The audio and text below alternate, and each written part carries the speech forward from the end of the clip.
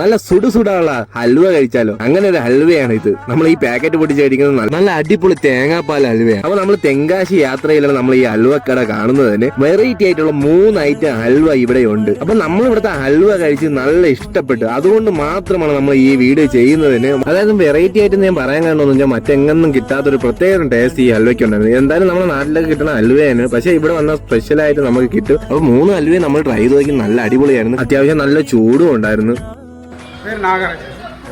ഗണപതി நாலு 5 வருஷமா இருக்கு. ഒരുപാട് മലയാളി കസ്റ്റമറൊക്കെ വരുന്നു. மலையாளி கஸ்டமர். என்ன பால் அல்வா? தேங்காய் பால் அல்வா, அதில் தேங்காய் பால் கருப்பட்டி, இன்னொன்று தேங்காய் பால் மதுரம். மற்ற திருநெல்வேலி அல்வா, திருநெல்வேலி 3 அல்வா மாத்திரம். இது தென்காசியில் எங்கே? கட்டளைக்குடி இருக்கு. கட்டளைக்குடி തെങ്കാശിക്ക് എത്തും മുമ്പ് ചെങ്കോട്ടയ്ക്ക് അടുത്താണ്. അപ്പോൾ നിങ്ങളും എന്തായാലും തെങ്കാശിയിലേക്ക് വരുന്നുണ്ടെങ്കിൽ ഇവിടുത്തെ ഹൽവ ഒന്ന് ട്രൈ ചെയ്ത് നോക്കുക. ട്രൈ ചെയ്തിട്ട് അഭിപ്രായങ്ങൾ പറയുക. അപ്പോൾ ലൊക്കേഷൻ മറക്കണ്ട, നമ്മുടെ ആര്യങ്കാവുന്ന നേരെ ചെങ്കോട്ടയ്ക്ക് എത്തും മുമ്പെയാണ് ഈ ഷോപ്പ് വരുന്നത്.